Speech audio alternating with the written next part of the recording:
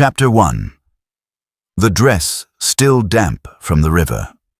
It began, as such affairs often do, not with a scream or the sound of breaking glass, but with silence, too perfect, too poised, like the moment before a pianist strikes the first dissonant note.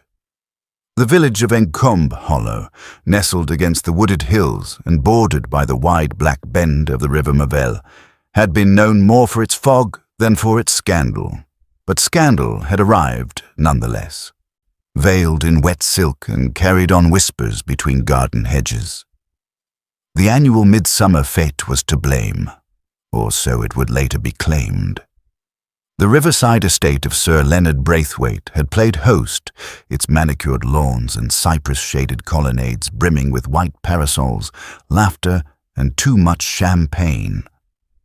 Guests from London, from the theatre world, even a few minor aristocrats, gathered for the unveiling of a controversial sculpture titled The Drowned Muse, created by Sir Leonard's much younger second wife, Helena Braithwaite. That Helena had once been a stage actress was known. That she was rumoured to have been a mistress to a baron before her marriage to Leonard was known, whispered and richly embroidered. That she had enemies was inevitable. That someone would want her dead was still a thought unspoken, until dawn broke and the river gave her back. It was a gardener, poor Mr. Caldwell, who found the body tangled in reeds not far from the boathouse. She was still in her fete attire, a lavender satin gown clinging to her like skin, soaked and shimmering in the morning mist. One shoe was gone. Her fingers were cut and curled, as if she'd clawed at something in the dark. Her hair, normally coiled with theatrical precision, streamed like weed in the water. "She's dead," he had muttered to no one, backing away slowly as if afraid she might still move. Within the hour, the village was in an uproar. Sir Leonard collapsed into a faint that bordered on the theatrical.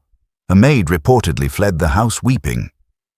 Local Constable Brigstone arrived and cordoned off the area, but it was clear from the start. This was no simple drowning. Helena Braithwaite, whose eyes were still open as if to accuse, had been murdered. It was not just the cut on her temple, half obscured by hair and mud, that made this obvious, nor the bruises beneath her arms, subtle and half hidden. It was the fact that she had never been near the river that night. She had spent the evening in the drawing-room, performing a soliloquy from Antigone, and afterward dancing, yes, dancing, with at least 3 gentlemen and 1 too attentive lady. And yet someone had dragged her down to the river after midnight and returned her there, like an offering. The house became a locked room of secrets. Those who had rooms on the upper floors insisted they had seen or heard nothing. The cook had fallen asleep in the kitchen. The maid, Eleanor, was crying more than could be explained by grief, and Sir Leonard himself, once revived, claimed he had been asleep with a mild sedative in his veins. "Prescribed," he assured everyone, "for my nerves." A telephone call was made, not to Scotland Yard, though they would eventually send someone, but to Belgium, or more precisely, to London, to the discreet residence of a certain Belgian detective known for his moustache and for the terrifying accuracy with which he saw through the cracks of the human soul. Hercule Poirot, it was said, had recently retired. Again, but retirement, like truth, is easily disturbed. By the time the sun was at its highest and Helena's body had been removed to the chapel house, a message had been delivered. "I will come at once. H.P." The river, meanwhile, flowed on, slow and dark, knowing more than it should and saying nothing, and in the west-facing guest room a single item remained overlooked, a pale silk dressing gown flung across the foot of a chaise lounge, still damp, still faintly perfumed, and very much out of place. Chapter 2. Shadows Beneath the Surface. The train that carried Hercule Poirot into the village of Encombe Hollow chugged through a countryside washed in reluctant summer light. Wheat fields rippled like brushed silk. Fog clung to the river's edge. stubborn as regret. Poirot sat upright in the first-class carriage, perfectly still save for the occasional flick of his fingers against his perfectly pressed lapel. His luggage, a single valise and a lacquered walking stick, remained untouched on the rack above him. He had not spoken since boarding, save for a polite merci to the conductor. His thoughts, as always, were busy, arranging details like chess pieces before the board was even fully revealed. Waiting for him at the modest Encombe Hollow station was Inspector Falk, a thin man with a florid complexion who did not quite know how to hide his skepticism behind manners. Falk extended his hand, which Poirot ignored, offering instead a nod so precise it seemed choreographed. "You are welcome, I'm sure, Monsieur Poirot. Sorry it's under such, morbid circumstances." Poirot offered a small, unreadable smile. "Death rarely sends a pleasant invitation, Inspector. And yet, one must answer." The short ride to Braithwaite House was a study in unease. The estate loomed over the river like an aging dowager, elegant but somehow disapproving of time. Its shutters were half-drawn despite the daylight, and the once pristine white columns showed creeping veins of mildew. Falk talked, mostly to fill the silence. She was a striking woman, Helena Braithwaite. Bit theatrical, yes, but well-liked by some. Others, well, he shifted uncomfortably. The locals had mixed feelings. People say she unsettled things. "Unsettled," murmured Poirot. "An interesting word. Not provoked, not deserved." "I didn't mean you meant what you meant. Please continue." They were met at the front door by Sir Leonard's manservant, a square-shouldered veteran named Hargrove, whose measured tone could have served at a military funeral. "Sir Leonard is indisposed. He will receive Monsieur Poirot in the drawing-room shortly." The house smelled faintly of lavender and damp ash wood. Poirot's eyes flicked from the worn edges of the carpet to the faint mark on the wall above the mantel, where, perhaps, a painting had recently been removed. Nothing escaped his notice, though he said little. They waited in the drawing-room beneath a painted ceiling that featured women with blindfolded eyes pouring urns into an unseen void. The sculpture, the drowned muse, still draped in black cloth, stood in the corner, casting a long, accusing shadow. Sir Leonard entered with the slow, uneven gait of a man who had once been strong and had grown tired of pretending he still was. His mourning attire was impeccable. His face was not. "I won't insult your intelligence, Monsieur Poirot, by pretending I'm calm. I have lost my wife, my partner." He paused. "Some say I lost her years ago. They will say worse now." Poirot inclined his head. "And you are prepared to hear worse?" "I am prepared to hear the truth, whether I like it or not." Poirot offered no comfort. "Then you are ahead of many." Sir Leonard's eyes lingered on the veiled sculpture. "She made that, you know, just days before she died. Called it prophetic, said it came to her in a dream." Poirot turned toward the draped figure, then back. "Did she often dream of drowning?" "No," Sir Leonard said. "She feared it." Inspector Falk cleared his throat. "If you please, Poirot, we've prepared the victim's bedroom for your inspection. There are inconsistencies." "Mais bien sûr," said Poirot softly, and followed them up the wide staircase that creaked beneath Sir Leonard's absence. The room was large, its windows facing the river. A dressing table bore the scattered remains of a night cut short. Open perfume, a broken comb tooth, a silk scarf folded but not quite aligned. But Poirot's eyes went straight to the lounge near the fireplace. "The dressing gown," he murmured. "Still damp," Falk confirmed. "And no one recalls her returning from the fete to change. Most say she never left the ballroom." Poirot knelt, his fingers hovering just above the fabric. No mud on the hem, no weeds or burrs, and yet she was found in the reeds. He looked up slowly. Someone dressed her after death, or brought her here, soaked and broken, and laid her gently upon velvet. Falk's eyes widened. Then why leave the dressing gown? Poirot smiled faintly. Because to remove it would have been more intimate than murder. There was silence then. A house holding its breath again, and downstairs, in the servants' quarters, a maid named Eleanor twisted a silver locket in her hands, waiting for the moment she could no longer keep her secret. Chapter 3. The Gathering of the Living. The drawing-room of Braithwaite House had been transformed from a stage of celebration to a chamber of suspicion. The wide bay windows remained shuttered despite the golden afternoon sun, casting long shadows across the parquet floor. Hargrove, ever composed, served tea with the precision of a clock wound too tightly. The cups clinked like muffled accusations. Poirot, seated at the center of the gathering like a conductor before a discordant orchestra, surveyed the room with half-lidded eyes. To an outsider he might have seemed weary, but Inspector Falk, standing nearby, had begun to understand. This was when Poirot did his most incisive work, watching, listening, allowing silence to trap the truth. Sir Leonard sat nearest to the fireplace, shoulders hunched as though aging by the hour. To his right was Miss Clytemnestra Vale, a guest of the fete and close friend to Helena.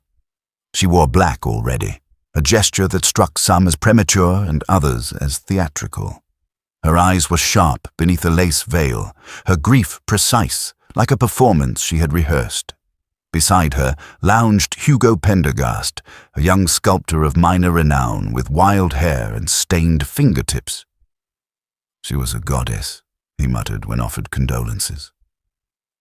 She didn't belong in this era of clumsy thought and imitation art.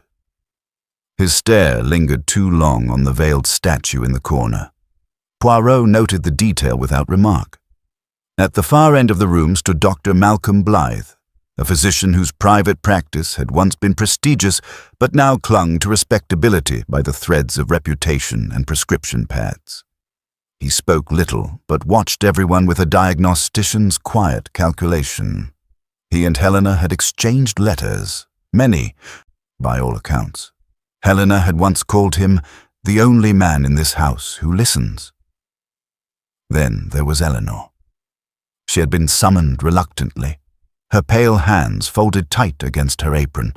Her eyes were red from crying, though whether for grief or fear was not yet certain.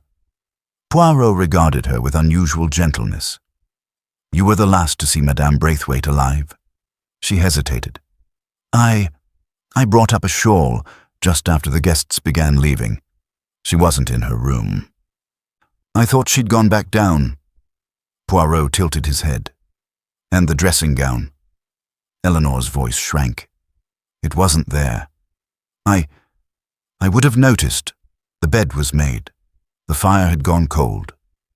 "She had not returned," Poirot repeated, eyes narrowing slightly. Yet later, the gown was damp upon the chaise. "Did you touch it?" "I wouldn't dare." Her voice cracked. It frightened me." "Frightened?" Falk interjected. "Why would a damp robe frighten you, Miss Eleanor?" She said nothing. But her fingers twisted again at the silver locket she wore, as if to seal her lips. Poirot rose smoothly. "Monsieur, Mesdames, I shall not keep you long today. I ask only that you remain available. A soul has departed this earth in unnatural fashion. The river has given her back, but we must ask, what did it take with it?" He turned toward the statue in the corner, the drowned muse still veiled. "I shall begin with this, I think." "No," said Sir Leonard suddenly. "Please." "Not yet." Poirot paused and inclined his head. "As you wish. But the dead, monsieur, are rarely silent for long." One by one, the suspects began to drift from the room, some offering murmured condolences, others merely grateful to be excused. But Poirot remained behind, fingertips pressed together, his gaze still fixed on the black-draped figure of the statue. and as the door closed behind Eleanor, he finally said aloud, to no one in particular, "Someone has arranged this scene with care, not to reveal, but to delay." Downstairs, a carriage wheel cracked on gravel, signaling another arrival, and Poirot, eyes still narrowed, whispered, "Let us see who arrives too late, or just in time." Chapter 4. The Arrival of Poirot. The late afternoon sun caught on the tall windows of Braithwaite House, gilding the dust motes that floated through the vestibule like suspended secrets. Poirot, having retired momentarily to the small study, now returned to the main hall with the air of a man who had seen enough to grow curious, but not yet enough to act. His steps, though soft, echoed. His grey eyes missed nothing. "Has everyone departed?" he asked, his voice mild as porcelain.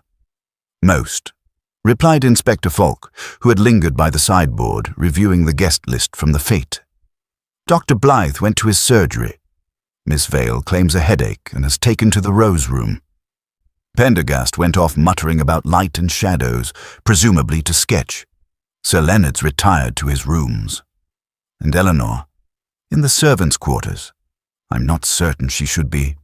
No, Poirot said with a raised hand. "Let her be. Fear speaks only when left alone with silence. We shall hear from her in time." Poirot moved to the hall table, where a silver tray held calling cards from recent visitors and a slim envelope, untouched, addressed in thick, angular script. "To my husband. In case I am not believed." He did not touch it. Yet. Instead, he turned toward the front door as it opened with an unexpected creak. In stepped a woman, tall, sun-flushed, and brisk in her movements. Her traveling coat was of smart linen, her hair pinned with exactitude. She removed her gloves without greeting anyone. "I assume you're the detective," she said to Poirot, not even offering a name. "I am Hercule Poirot. And you, madame?" "Camilla Ashworth, Helena's cousin." I would say dear cousin, but that wouldn't be true. She dropped her bag onto a nearby bench. "I've come because I expected this to happen eventually." Falk straightened. "You anticipated her death." Camilla turned slowly toward him, one eyebrow arched. "I anticipated she would make someone hate her enough to wish it. Whether they would go through with it. Well, that's now your concern, isn't it?" Poirot watched her closely. There was no grief in her manner. No shock. But neither was it theatrical cruelty. There was something else. A calculated detachment, the kind one wears like armor. She invited me to the fete, though she knew I wouldn't come. Said she wanted to bury old ghosts. "Which ghosts, madame?" Poirot asked softly. Camilla turned her head. "All of them, I suppose. But Helena was never good at digging deep enough. She covered wounds, not graves. Did you quarrel?" Camilla let out a sharp, humorless breath. "Not recently. Our last conversation ended with her calling me provincial. I called her unwell." Poirot nodded. "And yet you came. I read the obituary. I got on the next train. No one kills Helena Braithwaite and thinks she will stay quiet in death. She would haunt you in silk." Poirot gave the faintest smile. "Indeed." From somewhere within the house, a clock chimed 6.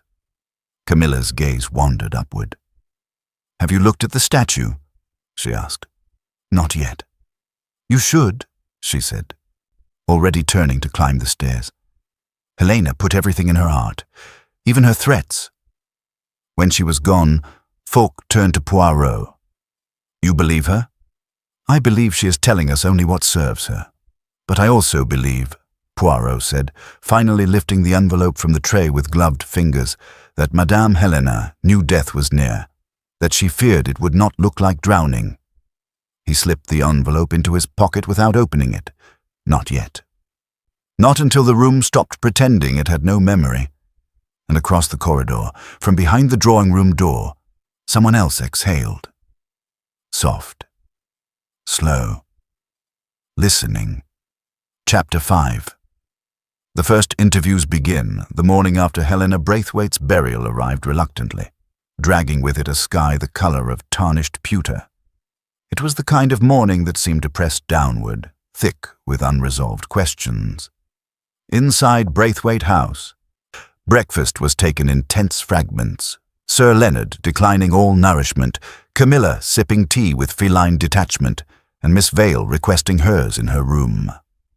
Only Poirot, ever meticulous, finished his meal with quiet precision. Shortly after, he and Inspector Falk convened in the study. Poirot had arranged for each of the principal suspects to meet with him there, one by one as he preferred. "We shall not pounce," he had said. "We shall, how do you say, allow the cat to circle the birdcage first." First came Hugo Pendergast. He sauntered into the study like a man used to being misunderstood.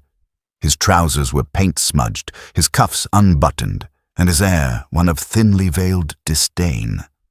"I suppose you'll ask where I was," he began, dropping into a chair uninvited. Poirot folded his hands. "Mais non, monsieur.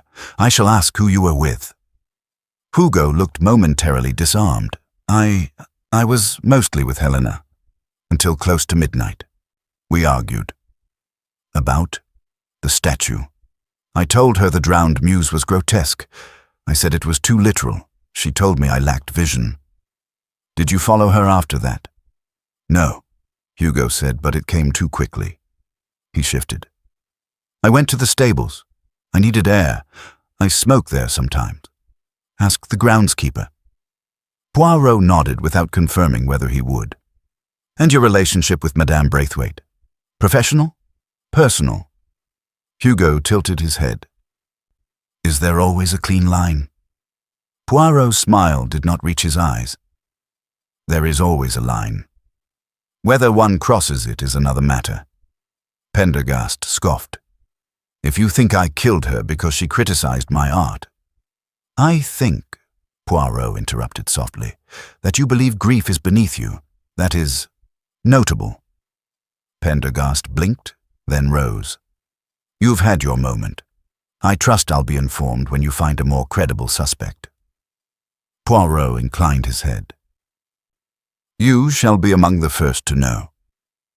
Next came Miss Vale, floating into the study as if the hallway were a theatre aisle and she the star of a matinee performance.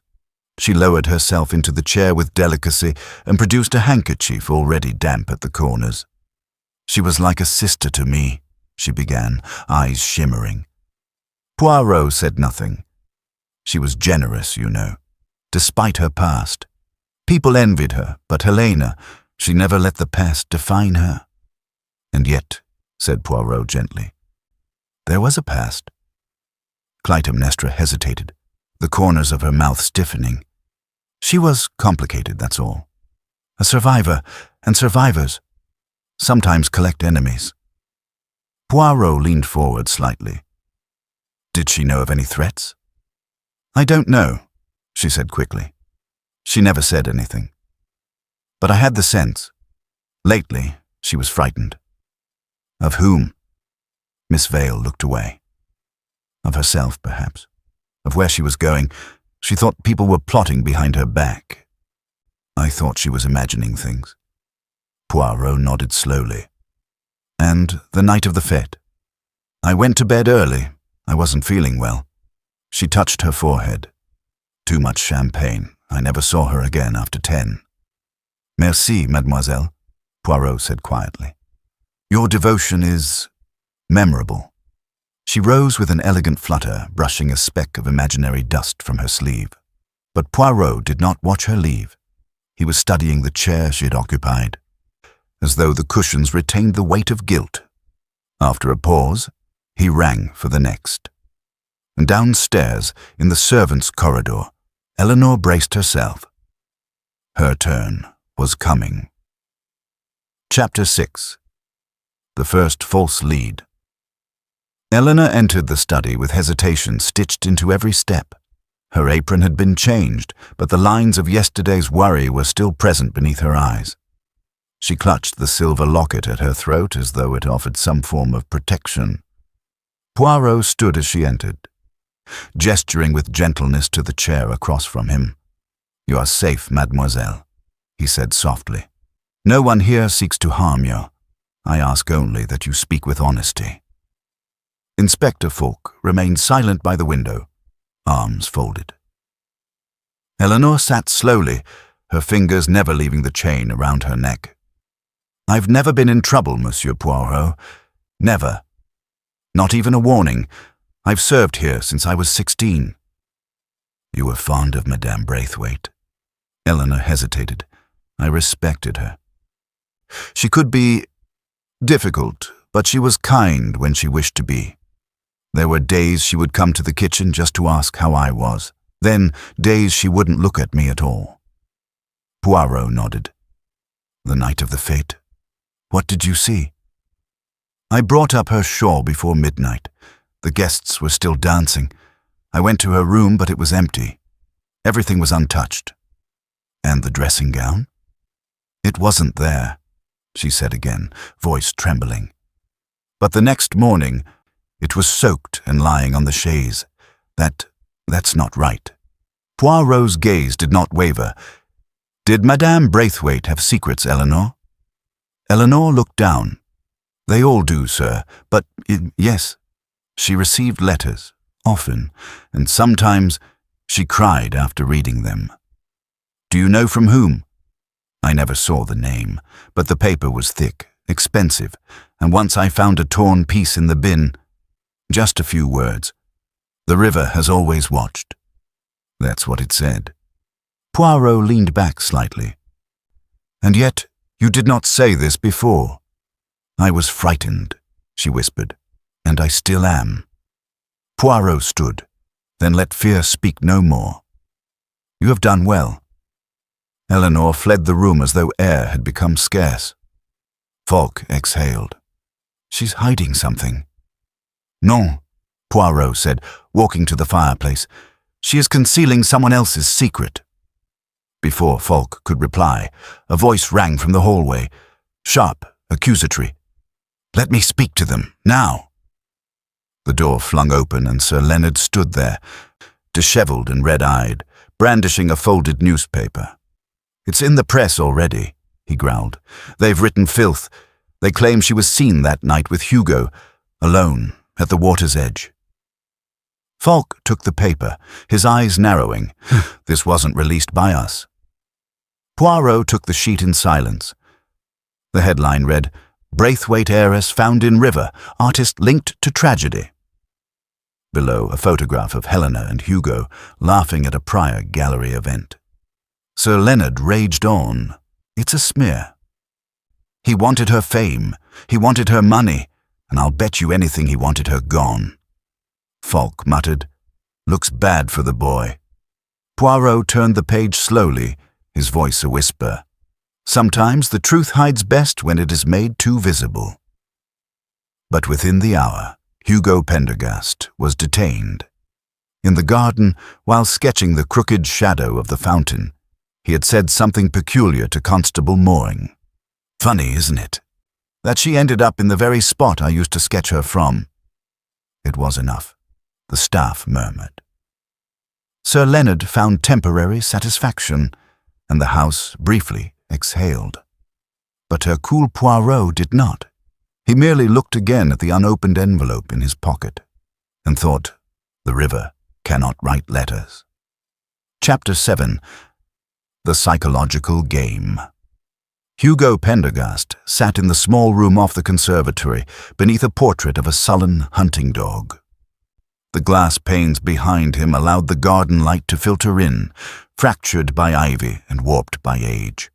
His hands were folded, but restless, fingertips stained with charcoal, tapping a rhythm neither man in the room could follow. Poirot stood not opposite, but beside him, examining the garden beyond the glass. He did not speak for some time, and when he did, his voice was quiet, almost absent-minded. "It is strange, is it not, Monsieur Pendergast, how a reflection in a river can look like the truth? Until one notices the ripples. Hugo glanced up. That's poetic. Is this how you interrogate people? Metaphors and riddles? Poirot turned slowly, his face unreadable. No, monsieur. I only offer riddles when the truth is trying too hard to wear someone else's coat. Look, if you think I killed Helena, then just say it. But I do not. Hugo blinked. Then, why am I being kept here like a criminal? Poirot moved to the chair opposite and sat, folding his hands with slow precision. Because your innocence is too theatrical. The truth, when honest, is seldom so eager to arrive early. Meaning you are not guilty of murder, but you are guilty of something. Hugo's mouth set. I told the constable that I used to sketch Helena from the river's bend. That's not a confession. That's a memory. Poirot tilted his head. And one you chose to share. Why? Hugo looked away. Because I saw her there. Once. A month ago, she was barefoot, just standing in the shallows. Like she was trying to remember something she'd buried. Poirot leaned forward. And yet, that night, you told me you quarreled with her and then left for the stables. I did. Alone? Hugo hesitated. Yes. Poirot raised one brow. Then you will forgive me if I ask you again tomorrow and the next day, because truth, monsieur, does not change with repetition. Lies do. The silence settled heavily between them. Then Hugo exhaled through his nose. She wasn't happy, you know, Helena. She laughed loud and touched everyone like a queen, but she wasn't happy. Why not? She said she felt followed, that someone was watching her, not from outside, but within the house. Poirot did not react. Did she name anyone? No, she said only, even the walls here know what I did. I thought she was being dramatic. But now, Poirot stood. Now she is dead, and her secrets are free to scatter like dandelion seeds. He stepped toward the door, but paused. One last thing, monsieur. If I were to ask the groundskeeper where you truly were that night, would he lie for you? Hugo's face hardened. Not unless someone paid him to. Poirot nodded slightly. Then let us hope no one has reason to. He left the young man behind, tapping a small notebook gently against his palm. Outside the room, Falk stood waiting. You believe him now? Poirot offered a small shrug. Belief is for churches, mon ami.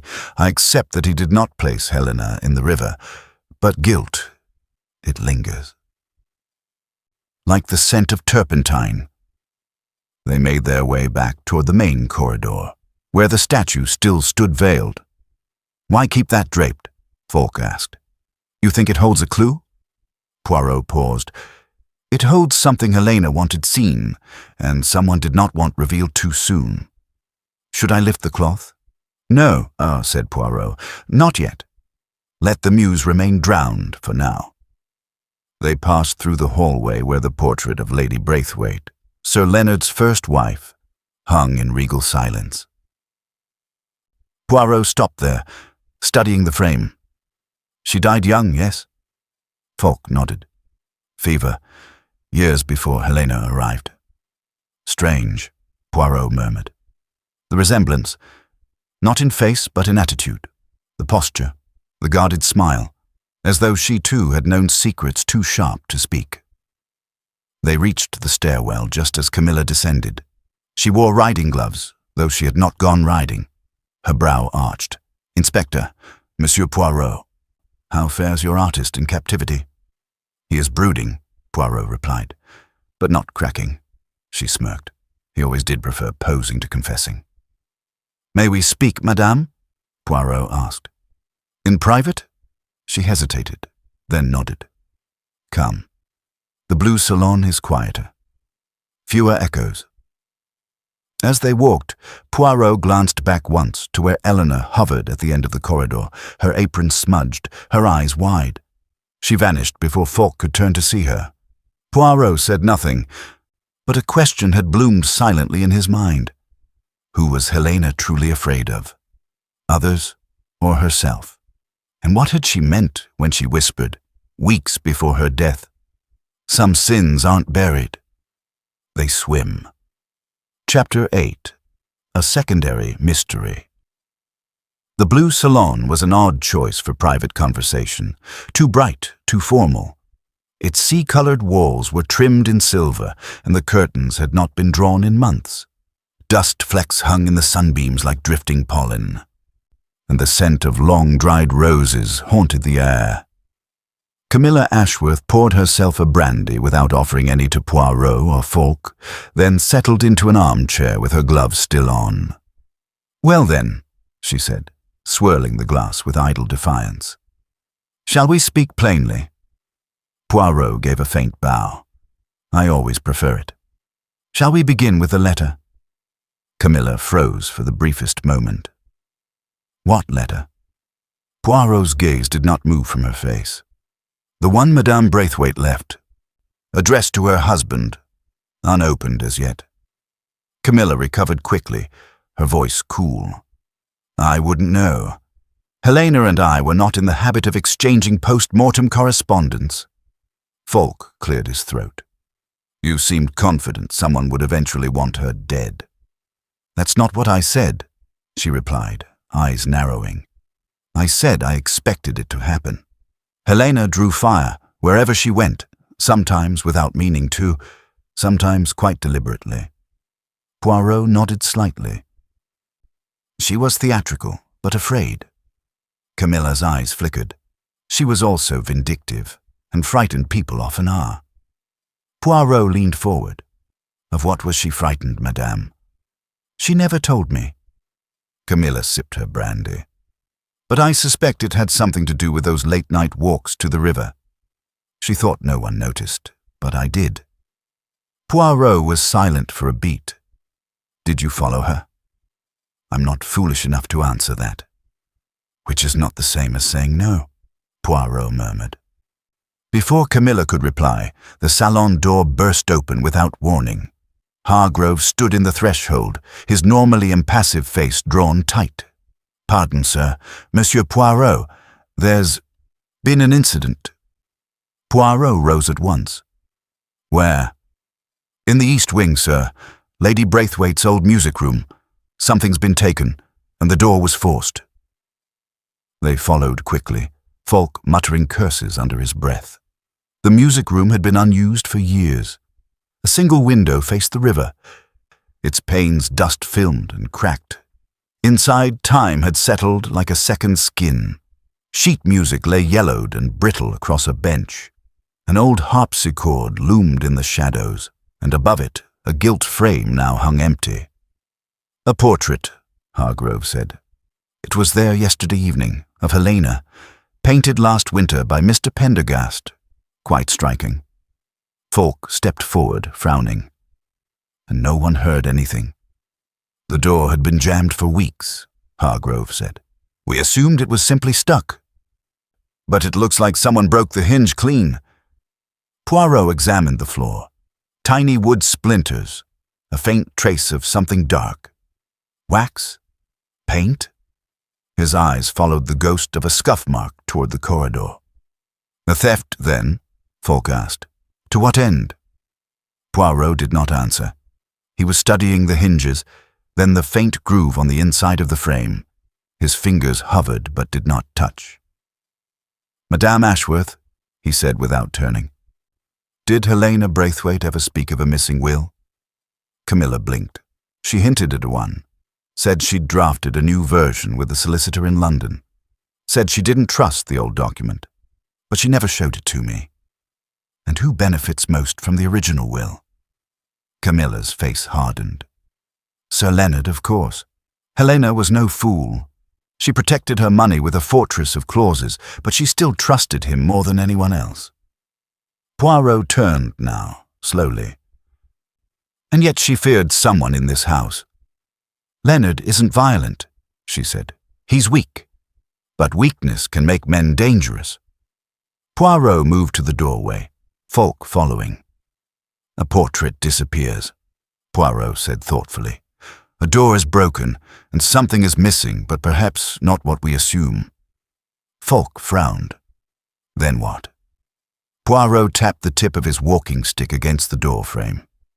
A second truth, mon ami, one that perhaps never wanted to be found. They turned the corner into the corridor and nearly collided with Eleanor. She had a tray in her hands, trembling faintly. "Forgive me," she whispered. I heard there was trouble. I wasn't listening, I swear." Poirot's gaze softened.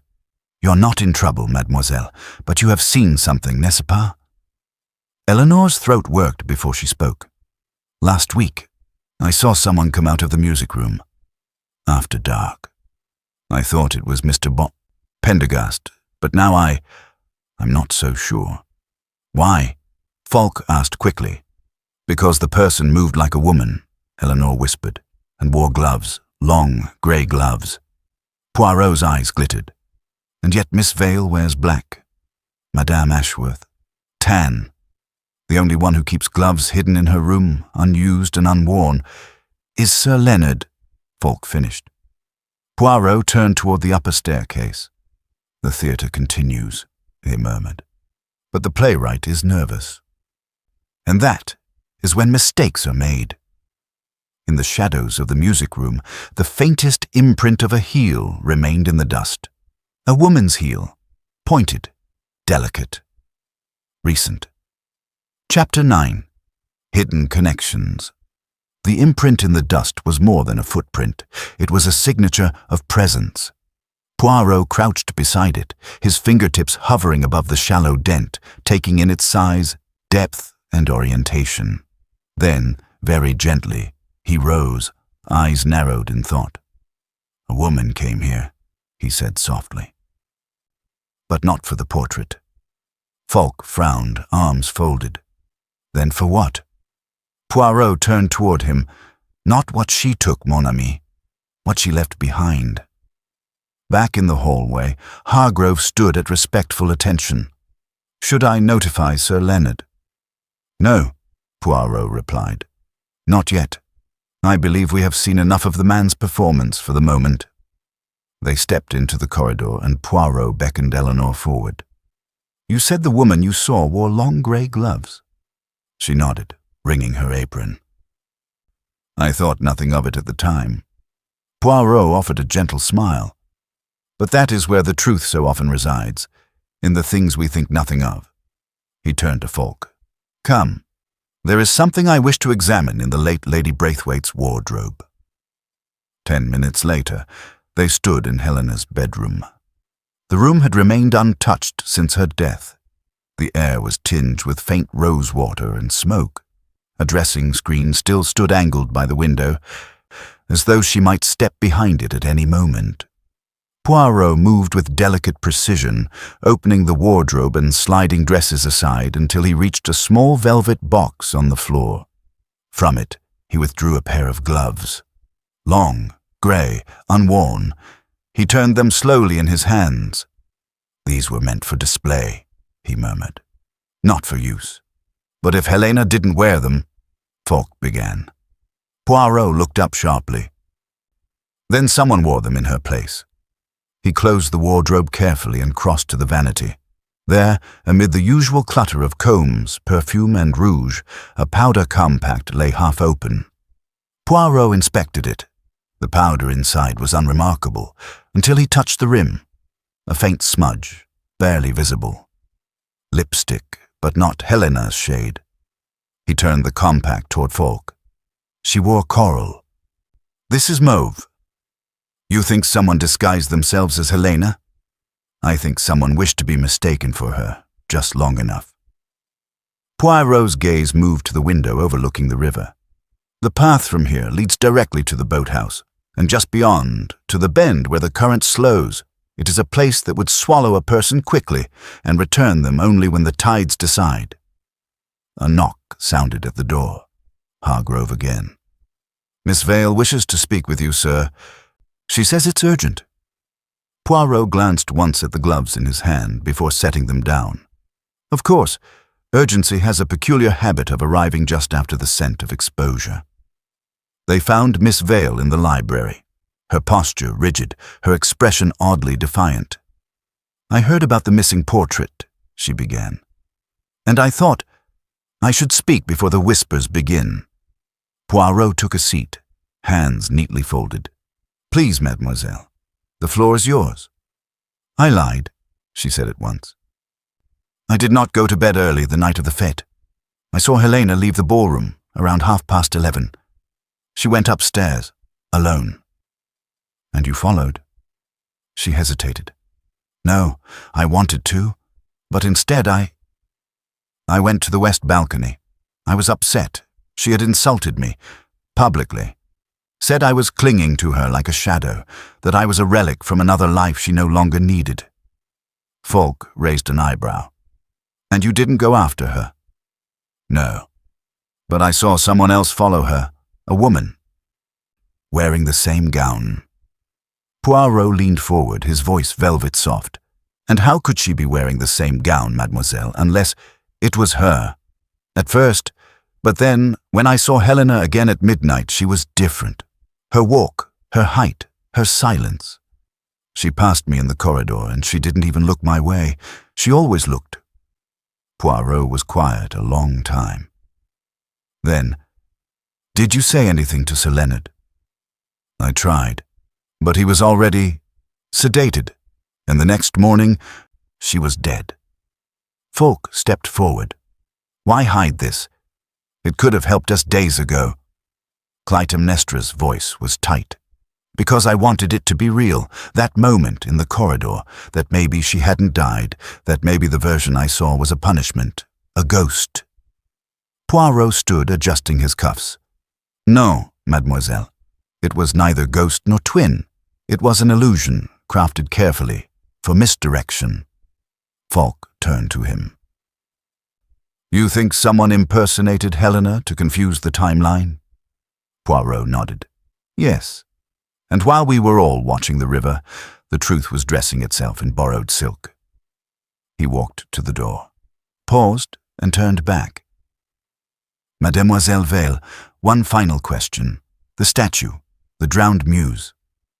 Did you ever see it unveiled?" She shook her head. "Helena kept it covered, said it was her final confession."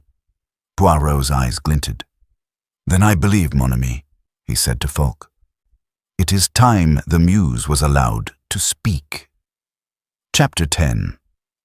Poirot's secret clue. The drawing room was empty, save for the veiled sculpture, standing in its corner like an unspeaking guest at a funeral. Afternoon light filtered through the lace curtains, falling in streaks across the parquet floor and catching faintly on the edges of the cloth that draped the drowned muse.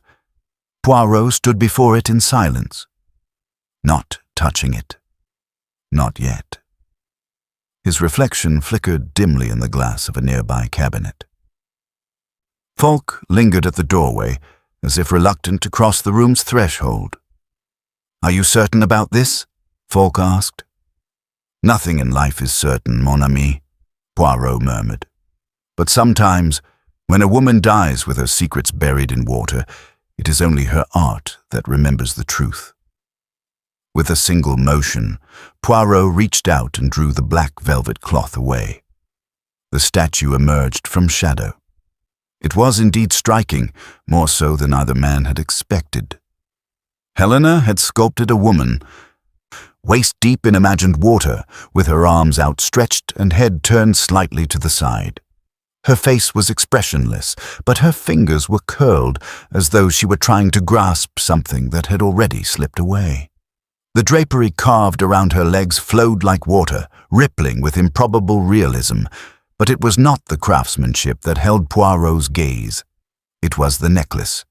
Around the statue's neck, molded into the stone itself, was a replica of the very same locket Eleanor had worn when she trembled in the corridor. Small, silver, oval, and unmistakably personal. "Good God," Falk muttered. "That's her maid's locket." Poirot stepped closer, eyes sharp. "No, not hers, I think. It belonged to someone else once. Someone Helena wished to remember, or perhaps to accuse." His fingers hovered over the statue's base. There, nearly hidden in the folds of faux marble drapery, was a line of inscription, barely legible. She drowned because she was made to wait. Poirot exhaled slowly. This was not sculpture, mon ami. This was confession. Falk knelt to read the base more closely. But what does it mean? Poirot's eyes were distant. It means she believed the death to come was already begun long before the river took her. He turned from the statue, moving toward the fireplace. She felt pursued, she felt watched, and she knew that someone in this house had already rehearsed the act of disappearing her. Falk followed. You're thinking of the missing will. I'm thinking, Poirot said, of something far older than that. A previous betrayal. A drowning, perhaps, not literal, but social, emotional. Something Helena had tried to resurrect in marble. Poirot tapped the mantelpiece gently. When an artist sculpts a likeness, she is not simply recreating flesh. She's capturing intention. And this statue is not Helena. Falk looked again. Then who? Poirot turned, eyes narrowing. It is a woman who drowned long ago, who never returned. A woman who also lived in this house, and whose memory Helena could not escape. Lady Evelyn Braithwaite, Sir Leonard's first wife. Falk's jaw tightened. But she died of fever. Did she? Poirot's voice dropped. Or was that simply what the house was told? A long silence fell between them. Poirot moved toward the side table and opened a small drawer. Inside were Helena's sketchbooks. He had noticed them before, but not studied them. Now, with slow care, he opened one, page after page, poses, drapery, expressions. But at the center of the book was a single page unlike the others, a name written in jagged charcoal. Evelyn. Beneath it, a drawing, not of a face, but of two hands clutching one another, one dragging the other beneath water. Poirot closed the book. She believed Evelyn's death had not been illness. She believed it was murder. Falk's breath hitched. And she told someone who had reason to keep that story quiet. Poirot nodded slowly, and so she became the second muse to drown. Falk turned back to the statue. But what of Eleanor? It's the locket, her silence. Poirot's gaze darkened. She is the thread, not the web. I suspect she knew Evelyn, perhaps even before she came here. A child, maybe. A niece. Or a ward passed quietly from hand to hand, and she recognized something in Helena's fear, a repetition. Falk's brow furrowed. Then why not speak? Because people like Eleanor have always known, speaking means risking not being believed, or worse. Poirot stepped away from the statue, folding his hands behind his back. I now believe there are two crimes in this house. One committed years ago, and another, its mirror, committed just days ago.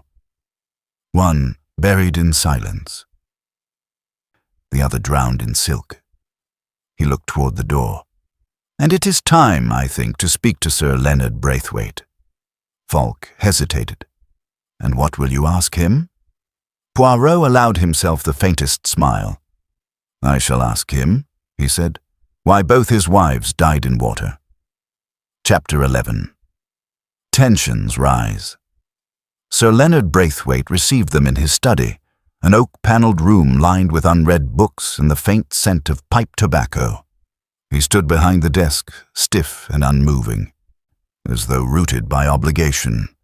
His waistcoat had been rebuttoned incorrectly. A small thing, but Poirot, as ever, noticed. I assume, Leonard said dryly, that your presence means something else has gone wrong. Poirot bowed. On the contrary, monsieur. It means something is beginning to go right. Inspector Falk remained silent by the door, arms crossed. The room's only window looked out toward the river, where the water lay still beneath a heavy sky. Poirot stepped forward, unhurried. You are not a man who enjoys chaos, he began. This study is arranged like a chessboard.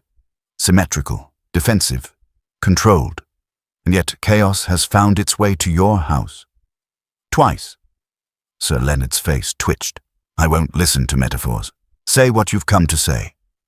Poirot nodded. I've come to speak of Evelyn Braithwaite, your first wife. The name hung in the air like a bell's toll. Sir Leonard did not blink. She died of fever. Oh, it was sudden. Tragic.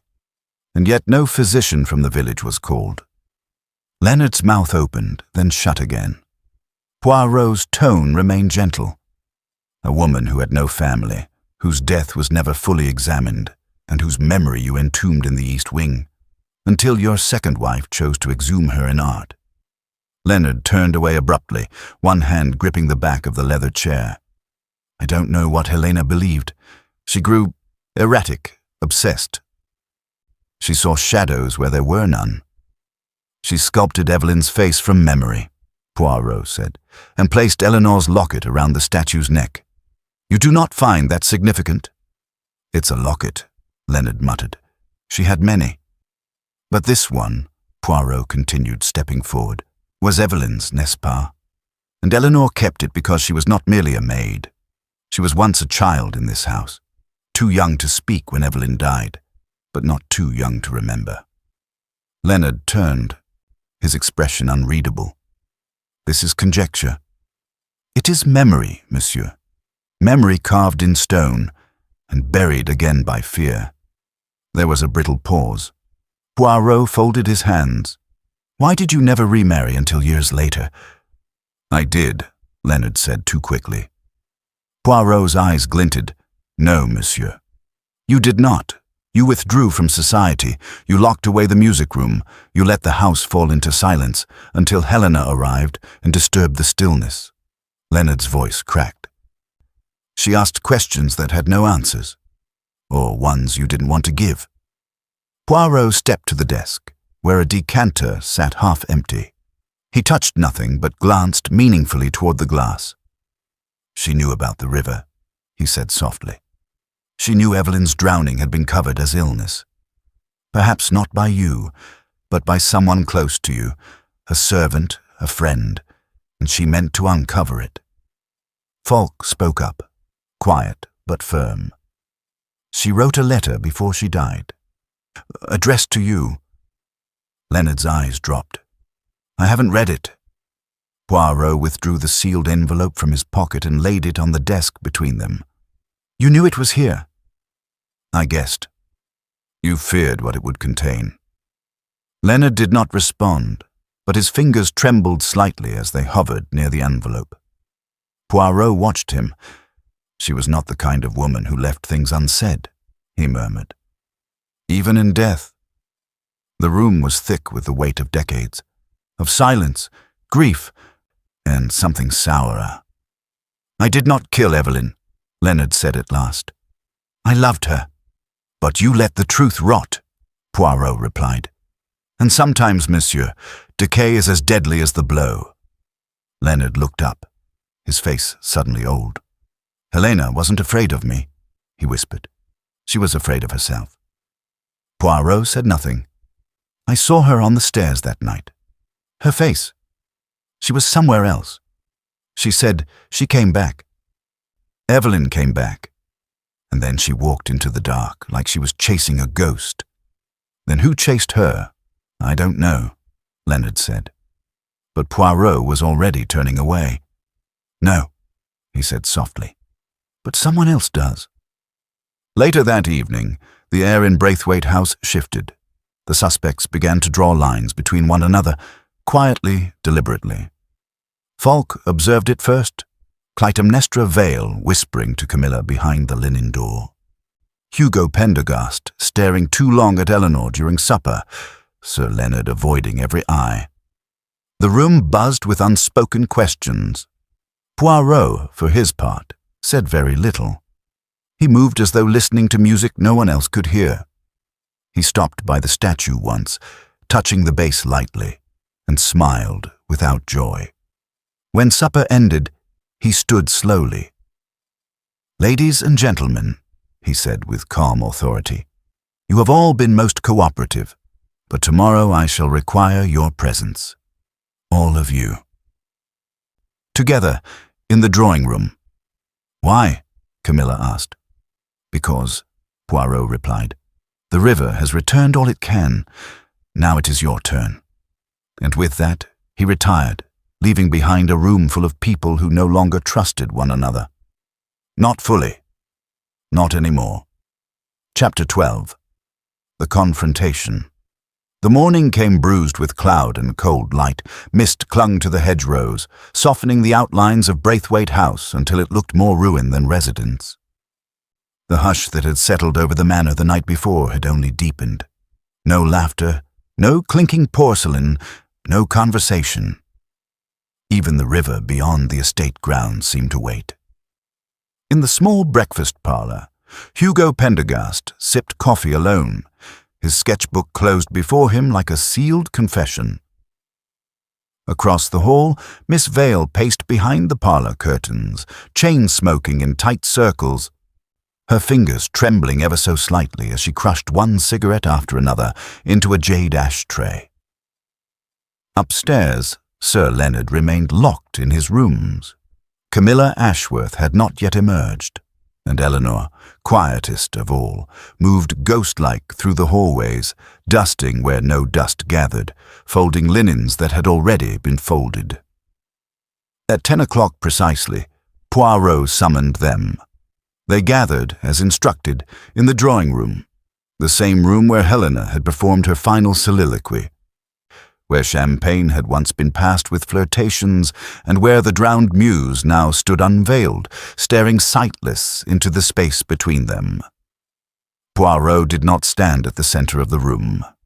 Instead, he remained seated in the high-backed chair beside the fireplace, his hands steepled, his gaze fixed on each person in turn.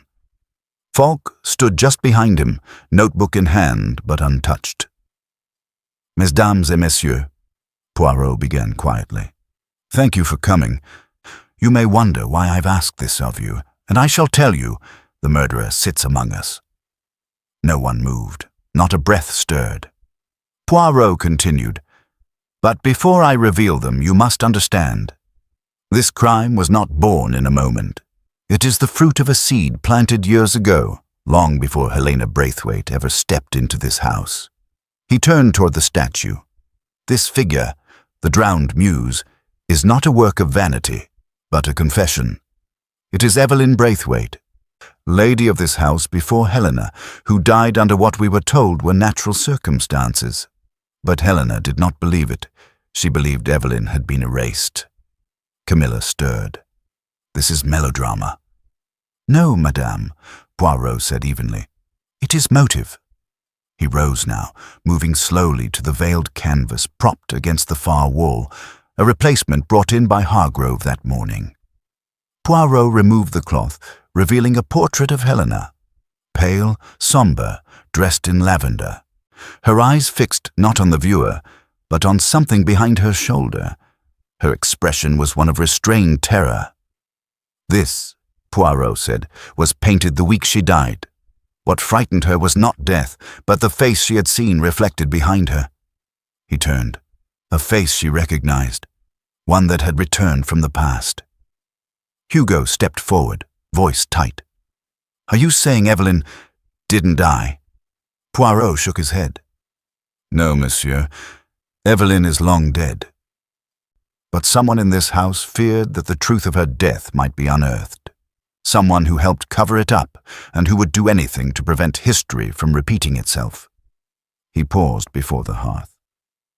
Let us speak then of the night Helena died. She left the ballroom just before midnight. She ascended the stairs and returned to her room. We know this because Eleanor found the bed untouched, the fire gone cold, the shawl still folded. Yet someone dressed in her gown was seen again that same night. Someone shorter, slighter, wearing grey gloves. Poirot let the weight of silence fall again. Miss Vale, he said gently, you said you saw Helena in the corridor after midnight, but you did not, as you saw someone made to look like her. Clytemnestra blinked rapidly. Then, who? Poirot's voice was silk now. Eleanor. The maid stepped back, shaking her head. No, I never— You did not kill her, Poirot said, raising a hand. But you were used, manipulated. You were asked to fetch the gown, to press it. You were told Helena needed it for a final portrait, and when she died, when she was drowned, someone placed that same gown back in her room, still damp, to sell the illusion that she had returned after death. Camilla's voice cut across the room like a blade. This is madness. No, madame, Poirot said, turning to her. This is intent. He stepped forward. You have worn gloves to hide what you did not want noticed. You broke into the music room and removed the portrait of Evelyn because Helena had painted it again. You feared that sculpture, that it would link Helena's suspicions to your past. Camilla's expression flickered. Why would I care what she painted? Because you were Evelyn's cousin, Poirot said gently, and more than that, her rival. You loved Leonard. You watched Evelyn marry him. And when she threatened to leave him, when she discovered he was not the man she thought, you saw your chance. Falk's eyes widened. You think Camilla killed both women? Poirot's voice dropped. I believe she helped silence one and killed the other. Helena's death was not spontaneous, it was a rehearsal. Camilla lured her to the river. Helena, filled with dread, may have gone willingly, but she did not fall. She was held under. Camilla's face drained of color. I never touched her. Poirot stepped back. You did not need to. You only needed her to believe that Evelyn had come back to claim her. Clytemnestra gasped. You dressed as her. Camilla's shoulders shook, but she did not weep. She lifted her chin. She should have left it alone, she whispered. She should have left Evelyn in peace. Poirot bowed his head once. You ensured she never would. And in the hush that followed, the house itself seemed to exhale, like something long buried had finally risen from the silt and been named. Chapter 13. A desperate attempt to escape. The drawing room did not erupt. It did not shatter under the weight of accusation. Instead, it held its silence like a tomb. Camilla Ashworth stood very still, her gloves now in plain sight, one finger twitching against the side seam of her coat. She had not denied it. That, more than anything, struck the room dumb. Poirot stepped back into the hush, his voice gentler than it had been. You see, madame, the truth waits. Patiently, sometimes for years. It waited in the stone, in the locket, in the eyes of a maid who remembered more than she was meant to. And now it waits for you. Camilla did not move. Clytemnestra took a step forward, her eyes wide. You let us believe she drowned alone, she whispered. You said Helena was mad. Camilla's gaze flicked to her, then to Leonard, who now looked ashen and strangely diminished. He said nothing. His eyes, bloodshot, focused not on Camilla, but on the statue beside him. A sound escaped from Camilla then, not a sob, but a low, animal exhale. Her body, so perfectly postured only moments before, began to shift. You are wrong, she said quietly. You think I wanted Helena dead. I didn't. Poirot remained still. But you feared her, and fear, madame, is the twin sister of hate. She looked down, then slowly began to unbutton her coat. Beneath it, she wore dark walking clothes. Practical, unadorned. Inspector Falk stepped forward at once. Don't. But Camilla was already moving. In a flash of motion, she turned on her heel, shoved past Eleanor, who gasped and dropped her tray, and bolted through the door. Poirot did not chase her. Let her go, he said calmly, but only for a moment. Falk was already in pursuit, his heavy footfall echoing down the corridor. Camilla dashed through the vestibule, out the side door, and into the fog-drenched garden beyond. The ground was soft with dew and churned mud. She moved like she had rehearsed this run before, like the path had already been mapped in her mind. The river waited at the bottom of the garden, dark and slow-moving, mist coiled over its surface in long, dragging fingers. Camilla reached the bank and stopped, chest heaving. Her coat hung loose behind her, and one glove had fallen somewhere along the run. Poirot arrived behind Falk moments later, less hurried, more assured. He watched as the woman stood at the edge of the river, her boots near the water, her eyes locked on the current. She did not look back. "Camilla," Poirot called softly. "It is over." She didn't answer. "I understand," he said, moving closer. "To watch someone live a life that should have been yours, to endure their triumphs, their whims, their cruelty. To see them grow careless with what you once begged for." Still, she said nothing. Evelyn was going to leave Leonard, wasn't she? A pause. "Yes," she said at last. Her voice was a whisper the river almost stole. "She told me so. Said she'd take what she had left and go to her sister in Devon. Said Leonard, he was cruel in the quiet way, the polite way, the kind that makes you question your own name." Poirot nodded slowly. "And you believed she would never recover from such a fall? That she'd be laughed at, forgotten. So you helped." Camilla turned, her face pale and luminous in the mist. "I only wanted her to sleep. I thought, perhaps a tonic, something strong, just to make her still."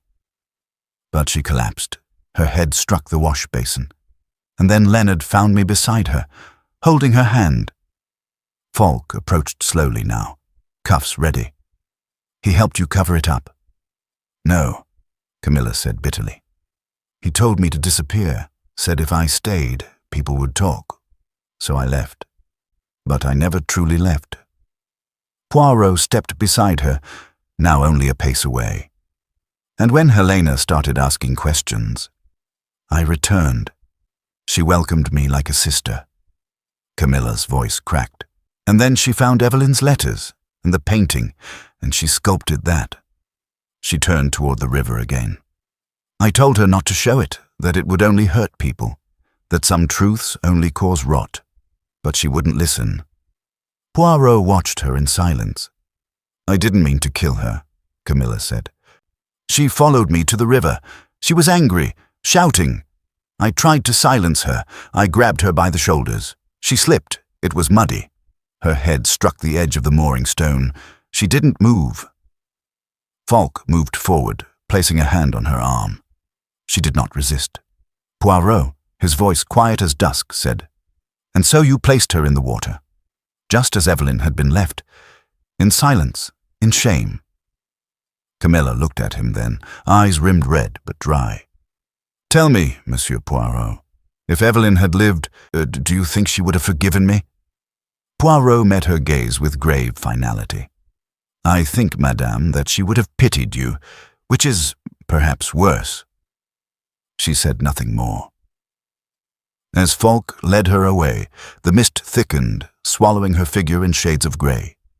Poirot remained by the river bank, alone. The reeds rustled gently. The river moved on, as it always did. But it no longer kept its secret. Chapter 14. The final piece falls into place. The house had gone still again, but the stillness was different now, less like breath being held, more like breath being released. Camilla Ashworth had been escorted from the premises under discreet guard. No handcuffs, no formal arrest. Not yet. But the weight of what she'd confessed would move faster than any constable's pen. Back in the drawing room, the remaining guests had drifted to their respective corners, disheveled and shaken like players after a closing curtain.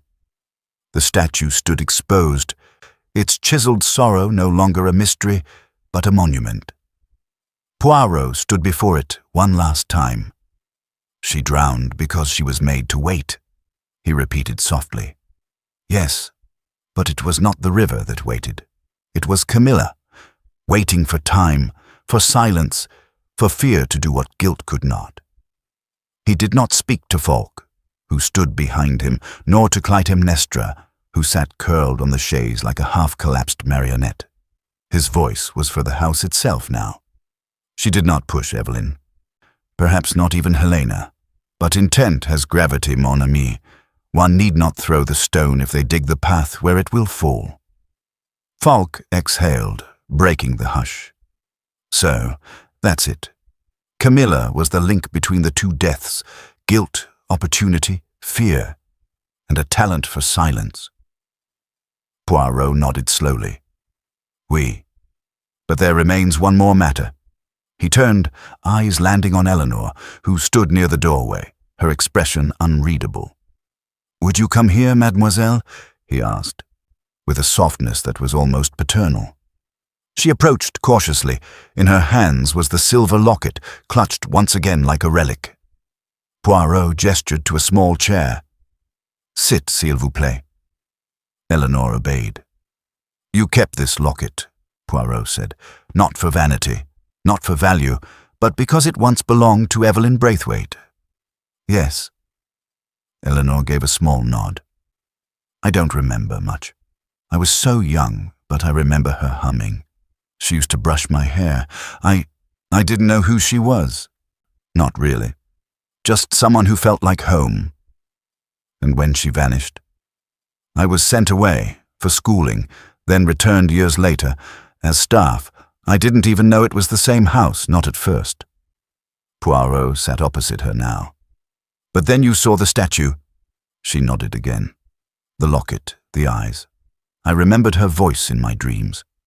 I knew Helena wasn't sculpting herself. She was sculpting her. Poirot folded his hands. "And you never told anyone?" "I was afraid," she whispered.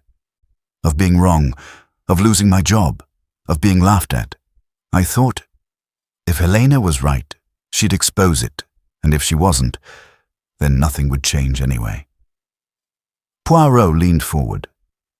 "You were the one who found the letter Helena wrote, not Sir Leonard. You placed it on the hall tray the morning after the death, hoping it would be read." She looked at him in wide-eyed astonishment. How could you know that?" "Because only someone with a key to Helena's writing desk could have retrieved it." "And Madame Ashworth did not know it existed. But you, vous étiez attentive. You saw what others did not, and you placed it carefully where it would not accuse directly, but invite discovery." Eleanor looked down, her voice shaking. "I didn't know who killed her, only that she'd tried to tell someone, and I didn't want her voice to vanish too." Poirot nodded, standing. "You were brave, mademoiselle, in your own way, and I believe you gave Helena the only justice you could." She clutched the locket once more, as though it had heard him. From across the room, Sir Leonard finally stirred. He had remained seated the entire morning, pale and unmoving. Now he rose slowly, his hands braced against the armrests. "Will I be charged?" he asked, voice hollow. Poirot looked at him evenly. "You are guilty of silence, monsieur, and of cowardice, but the law, I think, will have little interest in that. It is the court of memory where your sentence will be served." Leonard gave a dry, short nod. "Then I suppose I deserve it." Falk cleared his throat. "And the will?" Poirot turned. There was never a revised one, I think. Merely the threat of one. Helena knew how to leverage uncertainty. But it matters little now. The truth was never in the document. It was in the sculpture. That was her final act of testament. He glanced again at the statue. She knew someone would try to bury her story again. And so she carved it in stone. Poirot looked around the room once more. Then to Falk. "It is finished." That evening, the mist began to lift. The house, still bruised by memory, began to breathe again. The drawing room was closed, the statue covered once more. Not as a secret, but as a symbol of rest. Poirot prepared for his departure. His small valise stood ready by the door, his hat already in hand. As he stepped outside, Eleanor approached him one last time. "Thank you, Monsieur Poirot." He gave her a small bow. "No, mademoiselle. Thank you. You gave voice to those who were silenced." He turned to the waiting car. As they drove away, the river came into view once more, broad, dark, and gently stirring. It carried many things, that river, but now, at last, it no longer carried a lie. Chapter 15. The Final Gathering. Even as the mist lifted and Poirot departed the grounds of Braithwaite House, the house itself remained steeped in the aftershock of revelation. The truth had been unearthed, yes, but like any long-buried artifact, it had not emerged without fracture. There were splinters still, emotional, relational, and legal, that would take longer to settle than a murder's resolution. 3 days later, by Poirot's written request, a final gathering was held in the Oak Library. This time it was not for confrontation, but for reckoning. Inspector Falk presided quietly, taking notes as needed, but it was not his voice the room awaited. It was Sir Leonard's. He stood now at the centre, thinner than he had been, his cheeks slightly hollowed, but his posture less defensive, more fragile in its honesty. "I owe each of you an apology," he began, voice low. "I see now that silence, my silence, was not the absence of wrongdoing, but its accomplice. Evelyn was not murdered by a stranger in the night, nor by poison or push. She was undone by a long erosion of spirit, by betrayal, by grief, and yes, by being left alone in a house that had promised her safety." He looked toward Eleanor, who remained standing by the window. "I did not kill her," Leonard said quietly, "but I allowed her death to be rewritten, and when Helena began to peel back the curtain, I turned my face away again. It is a thing I shall carry." No one interrupted. Across the room, Hugo Pendergast shifted uncomfortably in his chair, his sketchbook unopened for once. "And what of Helena's work?" he asked at last. "What happens to the drowned muse now?" Leonard glanced at Poirot, who merely inclined his head. "It will not be destroyed," Leonard said. "She created it for a reason, and though it cuts, it also remembers. It will be placed in the chapel hall, beneath her name." Clytemnestra Vale, now dressed in a sombre navy frock, raised her eyes. "And the guests who see it? What will you tell them?" "The truth," Leonard said. At last. Poirot, standing near the mantel, finally spoke. "It is not often that one sees a man choose public memory over personal comfort. I commend you, Sir Leonard, but remember, redemption is not performance, it is endurance." A quiet murmuring of assent passed through the room. Then Poirot turned to Eleanor, whose face had remained unreadable. "Mademoiselle, you may not wear the title of heiress or sculptor, but you have become, in essence, the keeper of both women's stories. What will you do with that?" Eleanor did not answer immediately. She looked to the window instead, out toward the newly trimmed hedgerows and the river just beyond, which now gleamed in slants of reluctant sunlight. "I will stay," she said at least for a time. The house needs voices, and someone to remember them, not as myths, but as people." Poirot nodded once, then addressed the room. "You each knew Helena in your own way. Some admired her, some envied her, some feared her. But none of you, I think, truly saw the way she listened. To the ghosts, to the cracks in the house, to the stories beneath polite conversation. She was not mad. She was vigilant." He moved toward the doorway. "I have nothing further to reveal. But I would ask this of you all. Do not let her death be the end of a quarrel or a piece of gossip to trade at garden parties. Let it be a beginning, a place where truth was finally spoken aloud." They rose as he stepped out, as if compelled by something unspoken. Poirot paused just long enough to bow slightly at the waist. Not a theatrical gesture. A farewell. Outside, the day had shifted. The clouds had thinned. The air no longer smelled of damp roses and rot. As he passed the river one last time, he turned toward it. "Now, madame," he whispered, addressing neither Evelyn nor Helena, but something larger, something ancestral and quiet. you may sleep." That evening, the guests began to leave Braithwaite House, their carriages creaking away over gravel softened by fog and time. Hugo was the first to go, muttering that he needed the light of his own studio to make sense of what he'd seen. He left behind several sketches, most of them torn in half. Clytemnestra departed next, her eyes drier than before. She paused at the statue one final time, reaching out as if to touch it, then choosing not to. Only Leonard and Eleanor remained. Later, long after supper, Eleanor wandered into the drawing room and stood before the covered sculpture. She lit a single candle. Then, with quiet hands, she pulled the cloth away. The face beneath was no longer terrifying. It was simply tired, honest, whole. Eleanor placed the locket at the base of the statue and stepped back. And for a moment, with the candle's glow flickering against the carved marble, it looked as though the muse might speak. But she didn't. She only listened. And this time, there was finally nothing left to hide. Chapter 16. The reveal, London, 3 days later. The morning sun filtered through gauze curtains into Hercule Poirot's private apartment, casting orderly lines of light across polished floors. The detective sat at his breakfast table, dressed immaculately in a dove-grey suit, his napkin creased with surgical precision. A cup of thick black coffee cooled slowly in his hand, untouched. Before him lay 2 envelopes.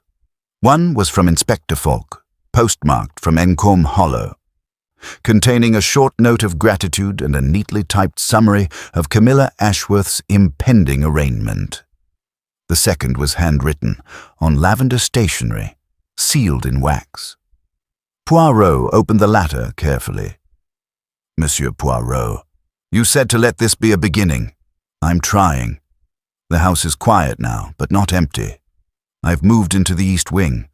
I light a candle for Helena every night. I polish Evelyn's frame, even though it still waits for her photo to return. Hargrove remains. So do the shadows. But I believe they are softer now. Thank you for seeing what others wouldn't, or couldn't." Eleanor Poirot read it twice. Then he set it beside his saucer, and finally took a sip of his coffee. The taste, though bitter, was oddly comforting. Later that day, at Scotland Yard, Poirot met briefly with Falk. The inspector had called him in to provide final notes before Camilla Ashworth's formal statement was processed. The room was dim, unadorned, and strictly utilitarian, very unlike Braithwaite House, which had carried its sins in lace and wood grain. Falk stood by the window, flipping through typed pages. "She gave a full confession," he said, though carefully worded. "She maintains she didn't mean to kill Helena, but she admits to staging the aftermath. The dressing, the placement in the river, the false appearance of Helena walking again that night." Poirot nodded once. "She wished to confuse the timeline, to cast doubt on the moment of death. A clever tactic, but unnecessary. Helena was already dead when Camilla began her performance." Falk looked up. "You really believe it was an accident?" "I believe," Poirot replied, "that the act was impulsive, but the aftermath was planned. That distinction will matter only slightly in the courts, but morally." He paused. "Morally, it is damning." Falk leaned on the desk. "And Leonard?" Poirot's brow furrowed slightly. "A man who built his life around avoidance. He will live out his days haunted by 2 women, one he failed and one he lost." "And the estate?" "Remains his, though I believe he will not stay long. I suspect it will pass eventually to Eleanor. If not in name, then in spirit. The house knows who belongs to it." Falk gave a dry chuckle. "You talk about that place like it's a living thing." Poirot looked at him carefully. "Is it not? Every wall, every window, every floorboard worn by steps and secrets. Encombe Hollow was never just backdrop. It was complicit. It swallowed 2 women, and it allowed a third to resurrect them. The inspector glanced again at the file. Still, you nearly lost her. Poirot's expression softened. Helena? No, Camilla. If she'd made it to the river before we reached her. Poirot nodded. She would have disappeared in the same way she had once helped Evelyn vanish. The symmetry would have been almost too perfect. He turned toward the door but paused. There is something I never shared with you, mon ami. The letter Helena wrote, the one addressed to Leonard? Falk straightened. You still have it? I did. Poirot reached into his inner coat pocket and withdrew the folded sheet. I opened it only after she was buried. He placed it gently on the desk. Falk read the first lines aloud. To my husband, I do not know whether I am mad, or whether you are simply blind. But I feel Evelyn in these walls, in the river, in the hush between footsteps, and someone is trying to make me join her. The rest was shorter. A line about Camilla's glances. A line about Eleanor's locket. A final sentence, carefully penned. If I am wrong, forgive me. If I am right, you already know. Falk closed the letter with quiet reverence. She was brilliant, he said, in her own way. Poirot smiled faintly. She was an artist, and artists, even in death, find a way to tell their stories. He turned to leave. Outside, the streets of London bustled. Carriages rattled past. Children laughed. A newsboy shouted something about a scandal involving a bishop and a baker. Life, as ever, went on. Poirot walked slowly, his steps deliberate. There was no triumph in his bearing, no boast. Only the stillness of a man who had peeled back another layer of human nature and found, beneath it, not evil, but damage. Fear. The quiet rot of secrets too long buried.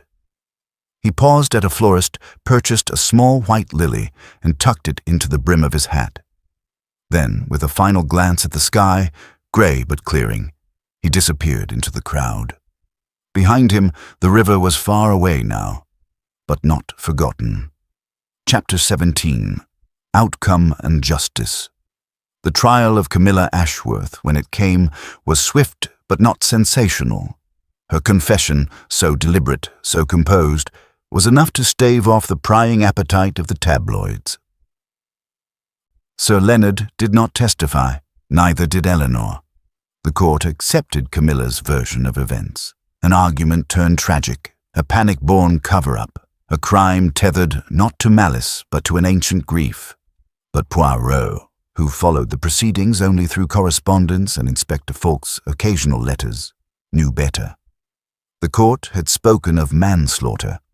Poirot had seen something far more complex, the shape of a woman consumed by time, envy, and the need to control a narrative long denied her. The judge handed down a sentence of 5 years.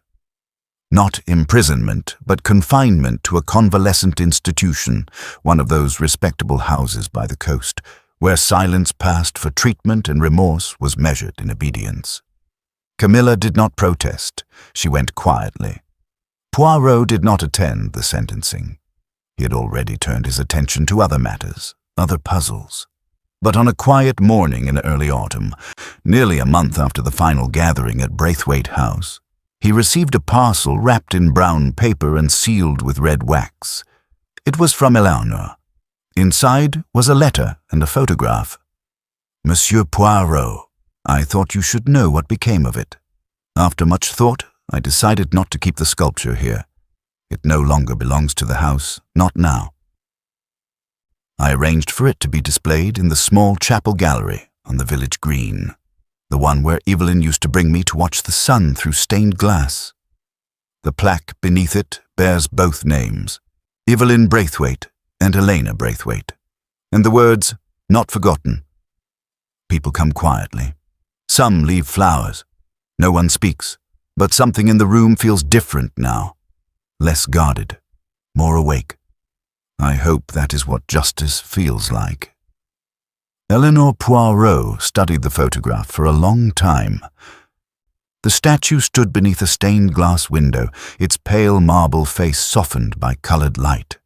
There was no rope around it, no velvet barrier, just space and stillness and, perhaps, a kind of peace. Meanwhile, Sir Leonard Braithwaite left the estate quietly and without ceremony. Word came through Falk that he had gone to a modest home in Sussex, far from rivers and memories. He declined interviews, he left no forwarding address. He did, however, donate the remainder of Helena's unfinished works to a museum in Bath, with one stipulation, that the final piece, the Muse, never be sold. There were whispers, of course. The society pages speculated. Was there another heir? Would Eleanor remain? Was a new master of Braithwaite House to be announced? But Poirot knew better. Some stories are not meant to be extended. Some endings, when earned, must be left to settle. Clytemnestra Vale resumed her performances in Brighton, though her voice, so once rich with melancholic longing, was reportedly less steady. In one performance of Antigone, she faltered during the final monologue and left the stage without explanation. Those in the audience said she looked as though she had seen someone waiting in the wings. Hugo Pendergast vanished into a season of grim abstraction, producing a set of canvases titled Figures in Fog. Critics called them unsettlingly honest. He did not disagree. Inspector Falk remained at his post, promoted quietly for the tact and discretion with which he handled the Braithwaite case. His letters to Poirot, though brief, often carried small reflections on guilt, on time, on the strange machinery of justice. In one he wrote, "I used to think murder was about motive. Now I think it's about silence. Who keeps it? Who breaks it? Who gets buried inside it?" Poirot pinned that line to his study wall. And Eleanor? Eleanor stayed. She kept the house, not as mistress, but as steward. She opened the doors to local historians, offered tea to curious neighbors. The east wing was repaired, the ivy was trimmed, the piano was tuned again. In spring, a group of children came to play in the garden. They didn't know the history. They only knew the trees were tall and the air smelled of rosemary. She let them laugh. She even joined them once, just briefly, before returning to the quiet of the corridor, where her own childhood had once gone missing. She never replaced the locket. She didn't need to. The truth, once told, was its own heirloom. As for Poirot, he watched the seasons change from his apartment window in London. He polished his silver moustache comb. He arranged his books in alphabetical and moral order.